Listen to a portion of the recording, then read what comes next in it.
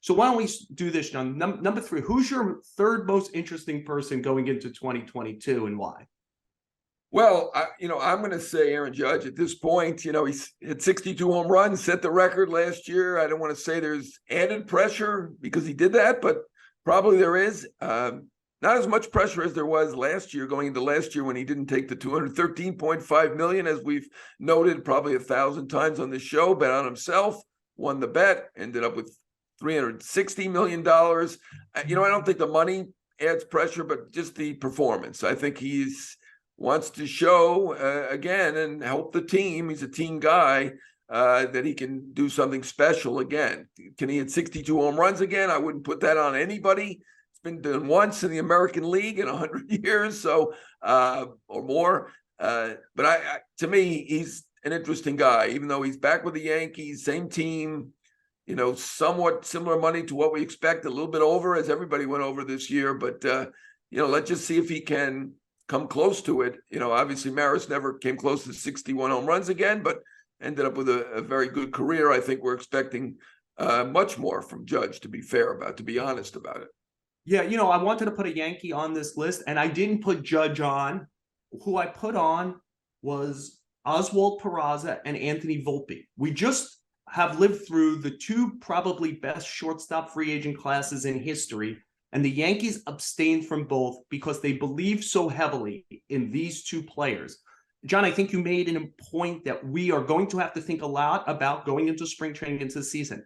Aaron Judge can have a great year in 2023. The likelihood that he repeats anything close to 2022 is dim. Fair. So they're going to need other players to compensate. Remember what the second half of the 2022 season looked like. It was Aaron Judge and the Pips. The rest of the team stunk, and Judge carried them. They can't do that for 162 games. Was the postseason the beginning of seeing a better Harrison Bader? Maybe that's it. Does DJ LeMahieu stay healthy for 130 games and play like he did in May, June, and July before he hurt his foot? I think the best way for them to get better is the Yankees need to be right about these 2 guys again, because they've just ignored free agent classes. I'm fascinated to see, are Peraza and Volpe good? The last time they trusted a rookie shortstop, it was a guy named Jeter, and they won a championship. The team they can't beat, the Astros, trusted a rookie shortstop, Jeremy Pena, last year. He was the MVP of the ALCS and the World Series.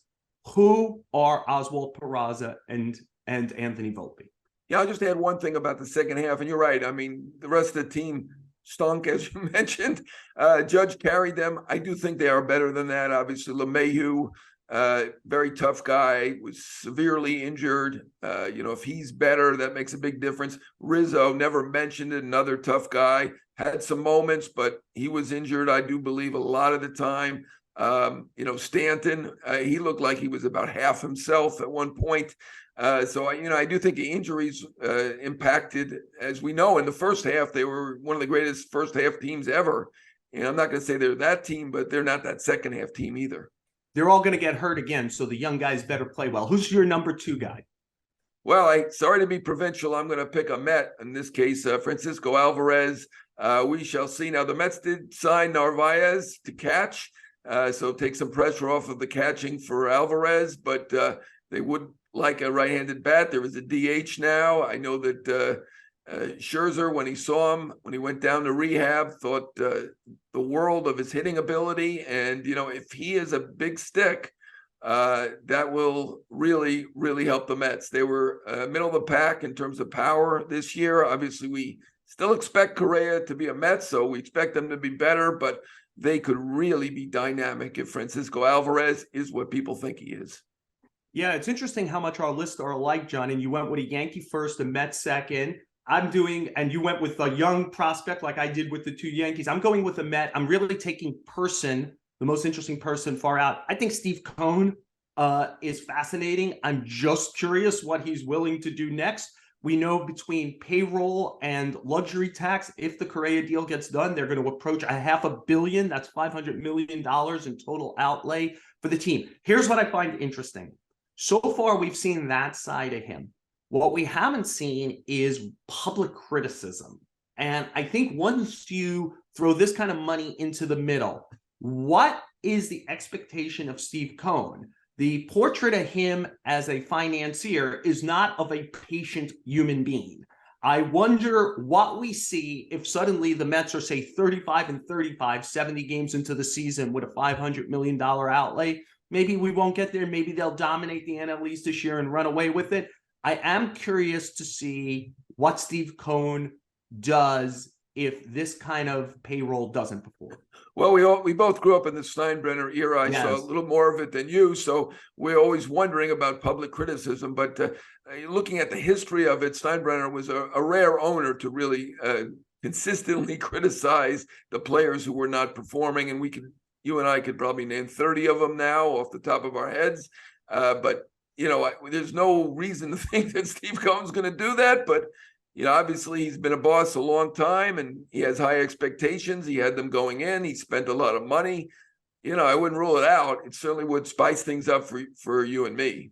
Yeah. So who's your number one guy, John? Interesting going into this. Well, I guess I took the most obvious guy is Correa, and we've already spoken about him. Certainly going to be a lot of eyes on him when he gets to, presumably, or at least we think, Mets camp or whatever camp he ends up in. And to see exactly how he performs. Now, the doctors are kind of taking a crystal ball of this. He is 8 years in and he hasn't had any injuries or even any treatment related to that 8-year-old injury with near the ankle and the right leg. So I don't know that they expect anything to happen anytime soon. I think it was the 12-year deal that probably the doctors were concerned about, who did look at this, but I do think all eyes will be on Carlos Correa, who is a magnetic personality. I think he really is. And, I think it'll add certainly a lot of interest and intrigue to our local baseball scene, which should be fascinating once again. I thought I picked the obvious guy, John, and it's Shohei Ohtani. Yeah. I'm wondering, if the Angels aren't in it, did I just say the name of a guy who there's going to be a bidding war for in July at the trade deadline? Within the next 12 months, he is going to be a free agent. We've all wondered, what does it mean? Last year, he hit like Austin Riley and pitched like Carlos Rodon. What would it mean in the free agency market to have that kind of player out there? And I think we've almost become steel to it. Just how special what we are. So I just want to tell you what my favorite statistic is for this player from 2022 as we head into 2023. It's about runners in scoring position on both sides of the ball. He essentially faced the same number of guys with runners in scoring position as he batted. It was 120 to 130. As a hitter, this guy was second in the majors to Judge. He had a 12-13 OPS with runners in scoring position, including Major League high 775 slugging percentage. Against 476 OPS with runners in scoring position. It's almost an 800-point difference between pitching and hitting with the same number of plate appearances on both sides. I just can't get enough of the guy, and I think we're going to be overwhelmed between what he does on the field, the fact that the Angels are being sold. What does that mean? Is somebody going to try to sign him? Do they try to trade him in July? And literally the most fascinating free agent case in the history of free agency upcoming. Well, not only fascinating, it'll be the biggest number. And you mentioned Riley and Rodon being the comps. And, I'm a numbers guy, so you add up those two contracts, it's $374 million, still a record. I don't even think that gets close to what Ohtani will get as a free agent. We saw Judge get 360. We saw Correa for at least a little while get 350. 374 isn't even close. I mean, not only is Ohtani one of the best hitters and one of the best pitchers and one of the fastest guys in baseball, he's also a marketing icon unto himself. Not that Judge isn't. I mean, Judge, I would say in that area is probably number two in terms of interest and worldwide appeal. But Ohtani, has two countries riveted. And, I did a column in the Post about how much money he will get as a free agent. And I still don't believe the Angels will really trade him. I also think they did a very good job this winter, and they'll probably contend, or at least think they're contending halfway through. So I'm not expecting a trade. I'm just expecting the free agent deal to come next. And I had a lot of people say we'll begin with a 5, and I don't doubt that either. I think he's going to get over $500 million and probably deserves it. I don't know how much he makes off the field, but I do think he makes a lot for a team. Yeah. One of the things the Angels did so well in the offseason is somehow they got him to sign for 1 year at $30 million. I thought he should have gone into a room. I think it would have been the most fascinating arbitration case ever, as he's arguing, hey, to your point, this is what Rodon makes. This is what Riley makes. This is what I should make. We're not going to get that. We're going to talk. You mentioned Aaron Judge. I'm sure we're going to talk about Aaron Judge and Carlos Rodon and also his current career as a broadcaster with the former player Cameron Maybin, who joins us next on the show with Joel Sherman and John Heyman.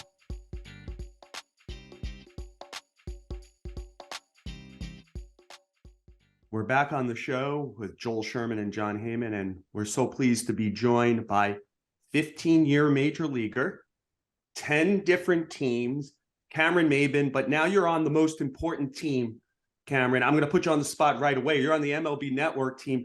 Why don't you explain to our fans how much of a better teammate I am than Heyman? That I think is the place to start.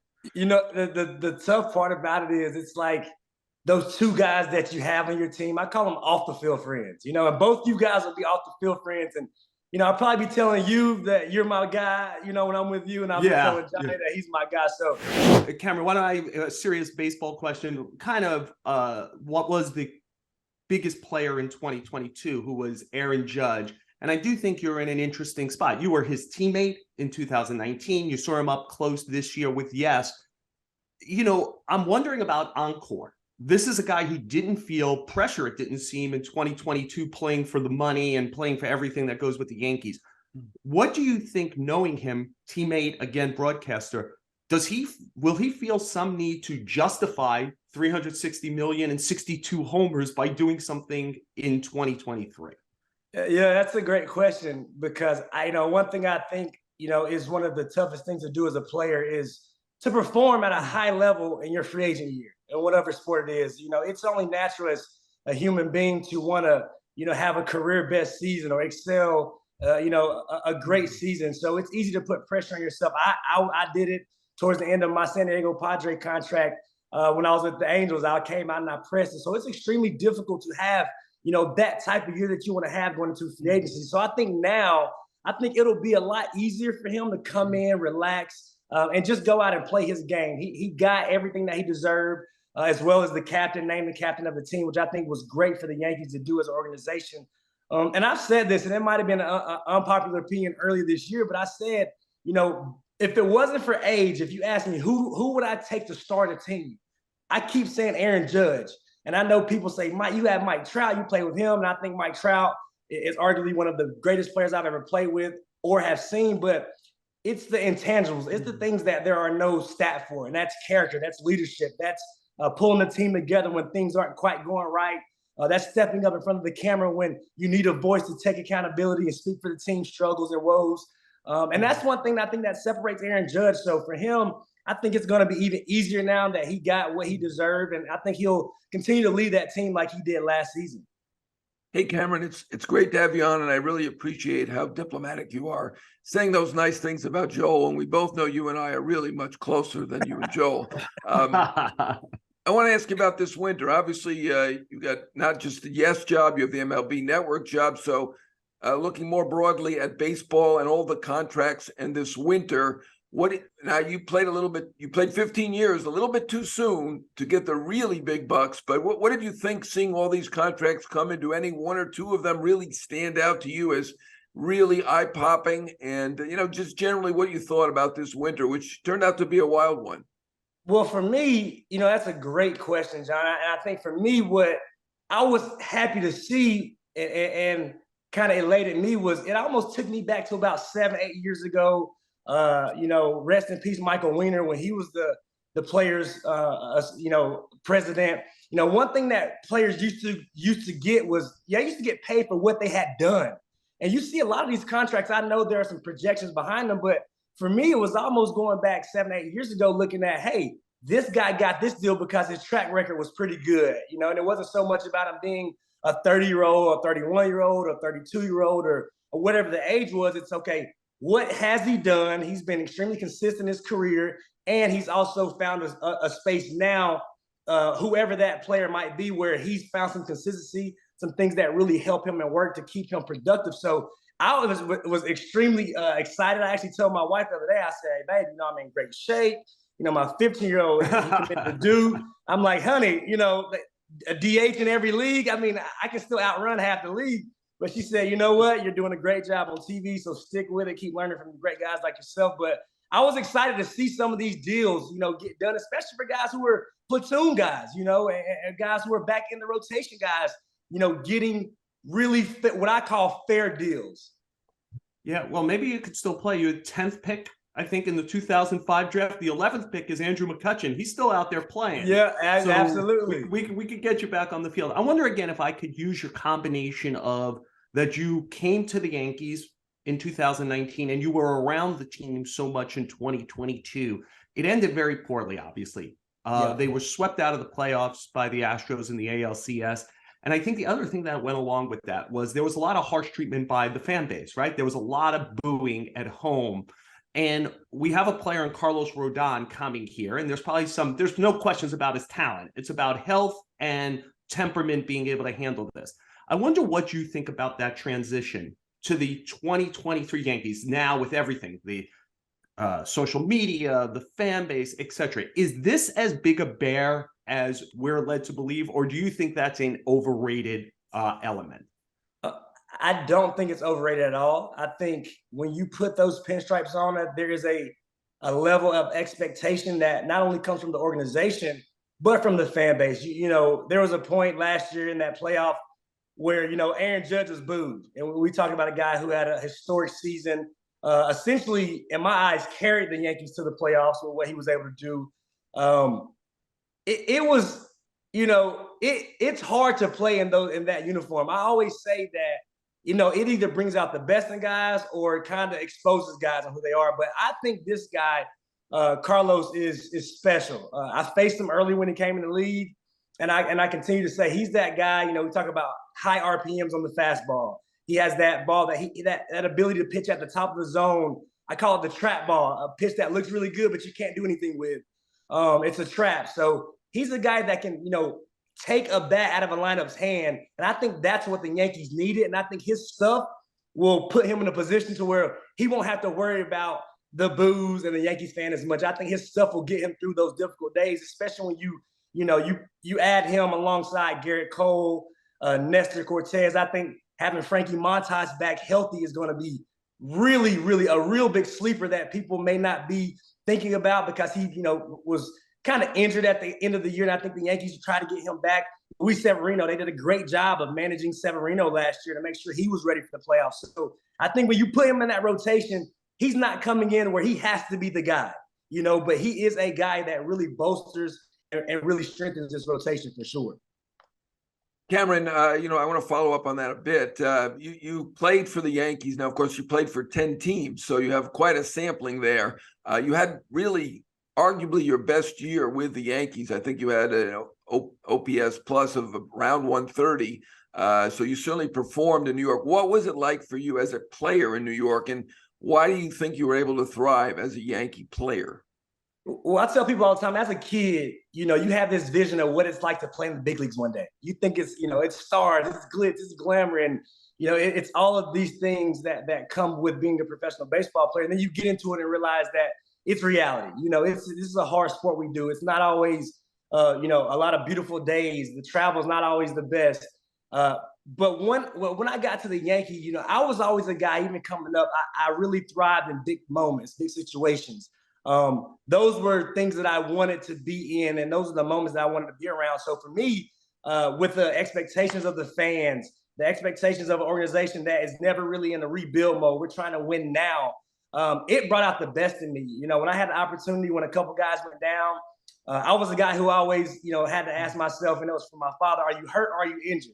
So I'm going to play through different things, and I'm going to try to take advantage of the opportunity that I was given. And, when I was there, I was on kind of that NBA almost 10-day contract sort of thing, with Aaron Judge being banged up and Stanton being banged up at the same time. But both of those guys coming back, I had to play my way into a guaranteed roster spot. So I think for me, and I say this like a Bader, bringing him into center field, he's the guy who's going to thrive in pinstripes. I don't think we've seen the best, Bader yet, because this is a guy that the atmosphere, the fans, the moment is going to elevate his play. And I think certain guys are just built for that. Yeah, Cameron, I always tell, especially young reporters, the blessing of what we have is access and the ability to ask questions. And if we're smart, we get to listen to smart people talk. And I do want to take our fans to a conversation you and I had. We were literally driving out, I believe, to the ballpark in Philadelphia together for, was it game 3 or 4 of the World Series?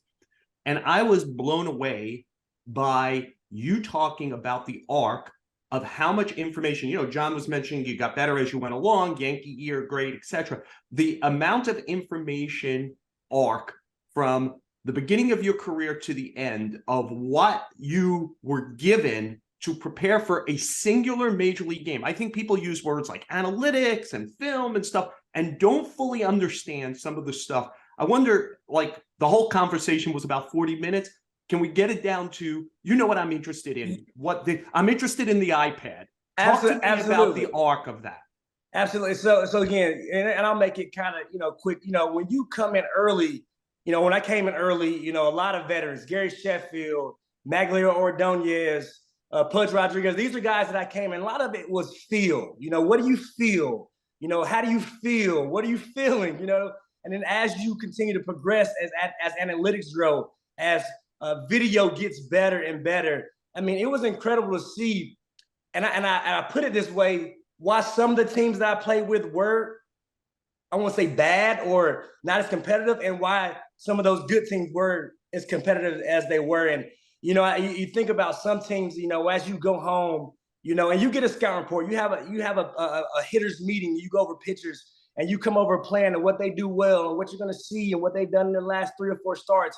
But then you also have teams that say, okay, hey, here's what he's done. And hey, take this information home, take this iPad home, take this information home and take a look. We'll show you the things that, the human element comes into play when guys do things, when the moment gets big and guys start to do little tips and little tales that really kind of allows you to be prepared and ready for the situation. And for me to see that, it was almost, putting me in the mindset of, hey, hold on, wait a minute. For years, I thought that this team was just really good, and they had great players, but it's about the information, the people that they're putting around you to make the game as simple as possible. And I think that's where the arc, definitely was. And like I said, getting towards the back end to see the amount of information, quality information, not too much, to keep it simplified, whether it's a telltale on a pitcher, whether it's a glove, whether it's his mouth, whether it's his shoulder, whatever it may be. To have that confidence going into the game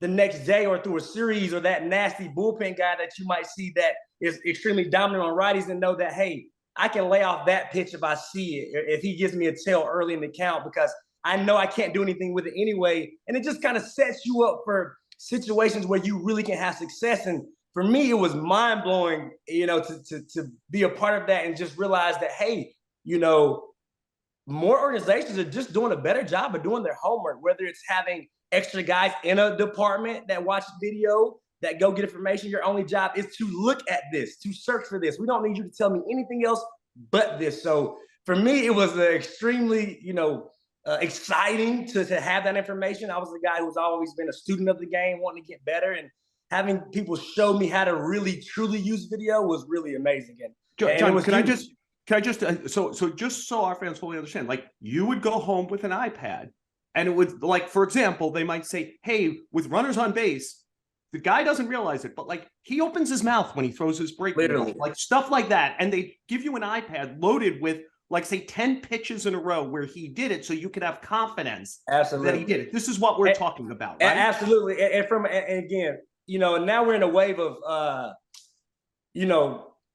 smart pads and iPhones and smart devices. So, most teams get these things. They get to take these iPad home, but not every organization is giving you the right information. You might have your video in there, you might have the picture next day, but you have certain organizations that's showing you, hey, when this guy gets runners on base, hey, he can't help it. This is what he do. Human nature takes over, and he's going to go to this. If you see it, trust it. And there's a trust that you can build and a confidence that you can build when you see that as a team. You believe that. It's one thing for a guy to come back and say, hey, I think he's doing this with the glove. I think he's moving the glove. It's like, dude, are you sure? Are you really sure that's what you're saying? But it's nothing to go home and say, hey, did you see that last night? Hey, you got that? Okay, all right, I did too. All right, Cool. Let me know if that's it when you get up there. Boom, boom, boom. So for me, it's been going on for years. When I got into the big leagues as a 20-year-old, guys relaying signs and trying to give that competitive advantage. But it's amazing, the level of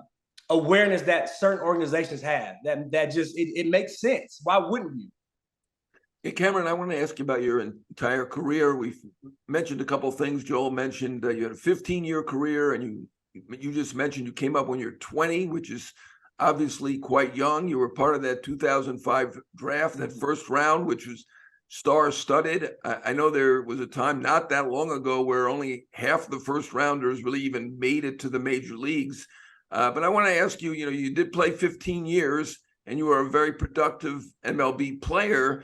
But I know going in as a 10th overall pick in a very star-studded class, and I know we're not too far away from your retirement. You're still a very young man at age 35. We might take more distance to really get a good perspective on this, but I thought I'd ask, how do you look back at your entire career? I mean, obviously you were a prodigy. You hit a home run off of Roger Clemens, and I think your second game. How did you feel your career stacked up to perhaps your own expectations? Well, honestly, that's a great question, John. And honestly, I'm at a point now where I'm more at peace with it. I'm getting to be more at peace with it, and I say that because when I looked at where I thought I would be a multi-game all-star. I thought I would definitely impact the game a lot more than I did. Again, but I was extremely productive on every team that I ever played for. And I say that and it's one thing now that I try to, convey to my son. I think one thing that got in my way is that, and again, I appreciate my father so much for always trying to instill in me to be coachable, to listen to people. But that is one thing that got in my way. At 20 years old, when you get to the big leagues, certain situations have certain people around you. And I had people that when I got called to the big leagues after, hitting 6 home runs in 7 days in Double-A, you get to the big leagues and they tell you, hey, why are you so low? Why are you so crouched down on your legs? You're 6'4". You need to stand up tall. You need to hit this way. And one thing for me, just being honest, I never wanted to be the young kid that didn't listen or the young kid that didn't know it all, because you get that a lot in any job that you do. You have older people that have been around, and if you sometimes respectfully disagree, you're labeled as the guy that doesn't listen. So for me, what happened, I think I was so athletic, John, that I was able to try. When I went to the Marlins, they told me, hey, we just got rid of Juan Pierre.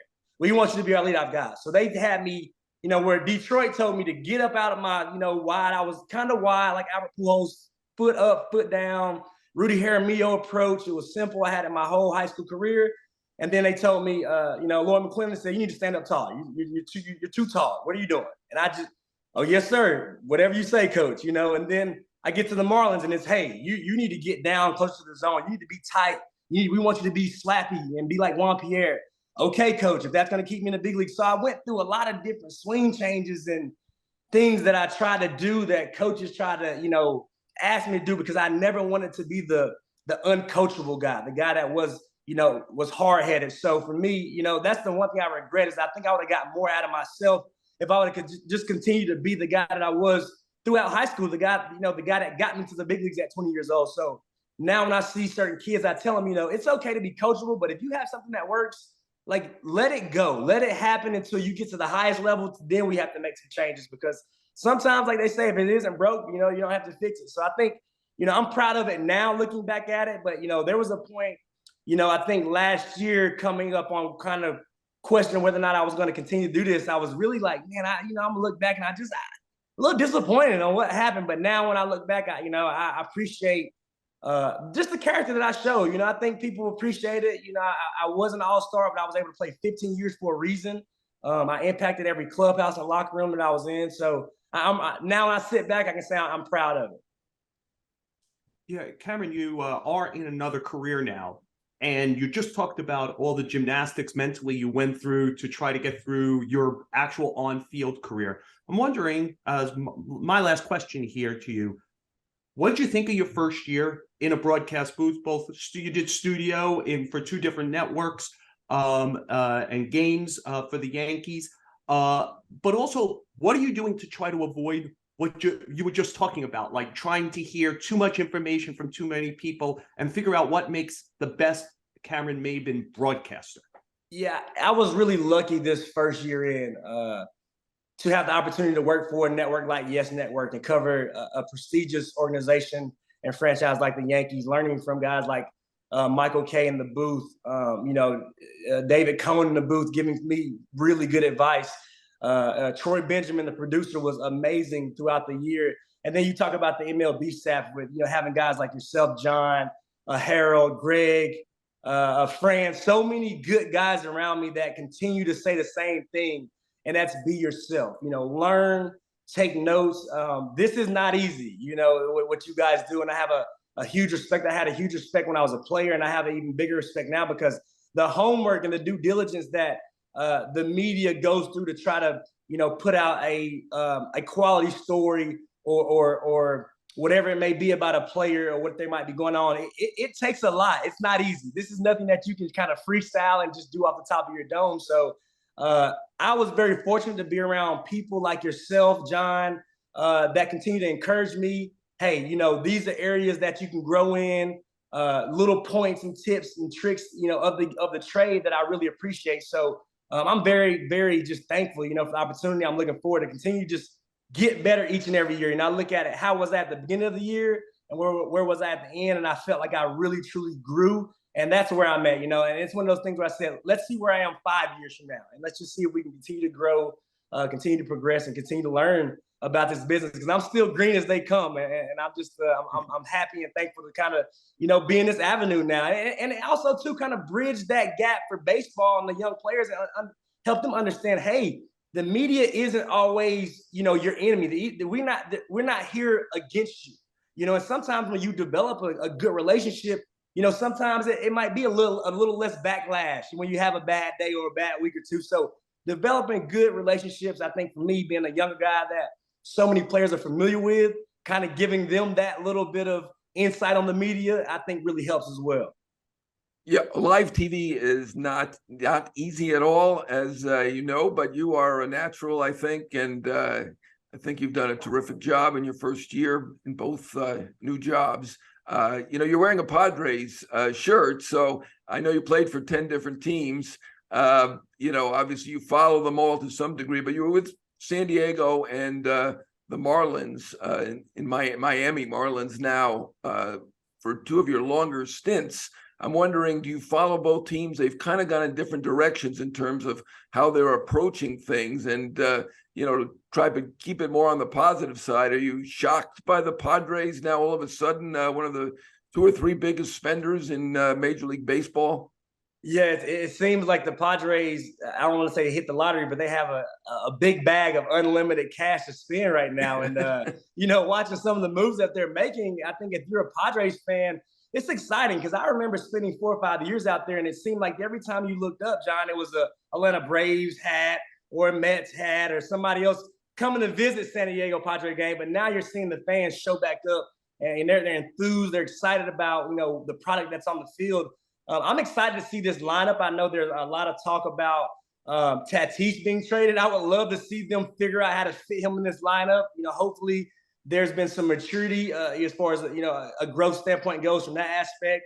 I think having guys like Bogarts around will be great for him. You look at what he was able to do with Rafael Devers as far as helping him mature into a young man at the big league level. I think having those voices like Manny and him alongside will also help, kind of bring him into his own maturity level that is much needed for that team. And then we talk about Soto and the pitching staff that they just continue to put out. The rotation is heavy. I'm excited about the Padres and what they're doing. I'm wearing this shirt because I also coach a 2026 class of young studs, really, really quality group. So I rock this Padres scout team, which is fun for me.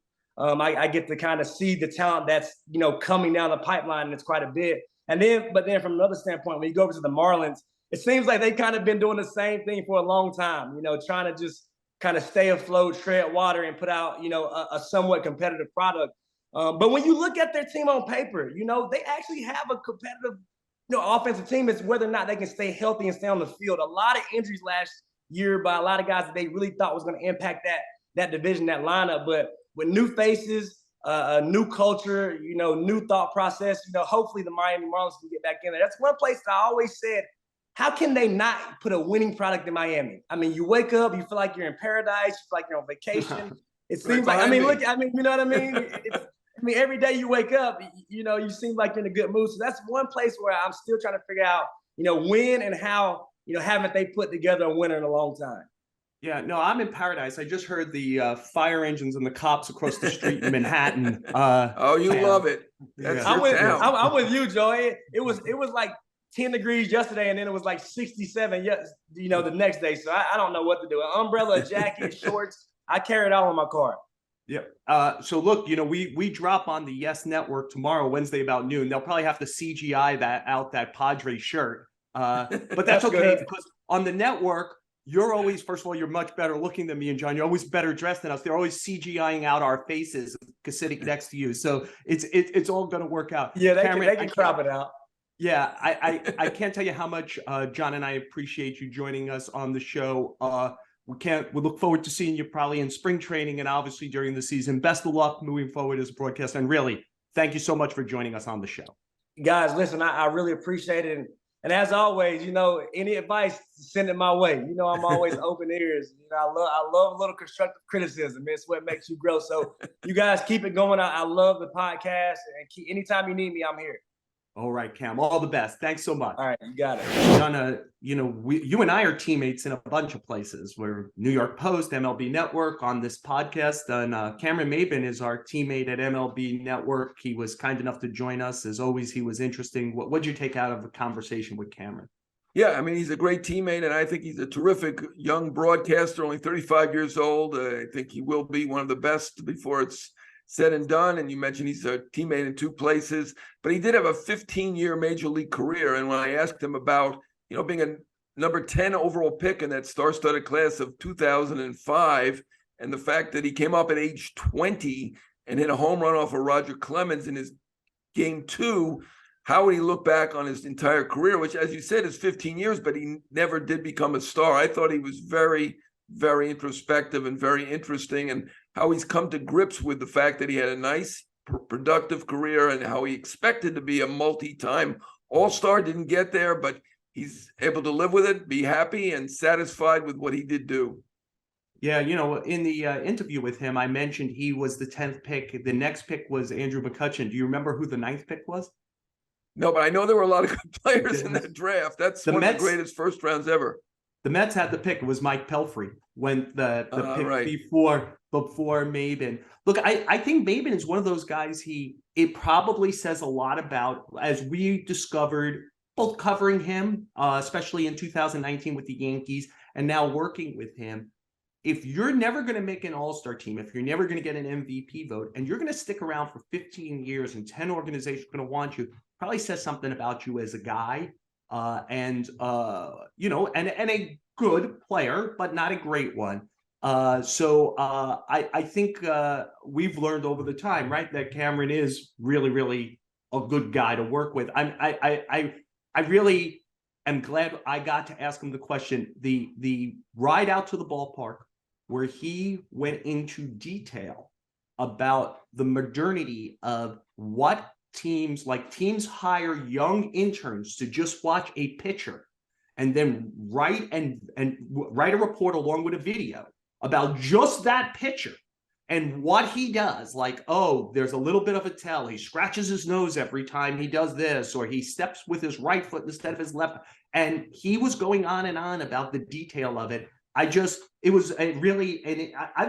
been blessed, kind of like, when we had Bader on, I mentioned a conversation I had with Bader during the year. When we had Scherzer on, I mentioned a conversation with Scherzer. It really is the blessing of our job, right? Like, when you have access, you try to use it wise and well and talk to smart people.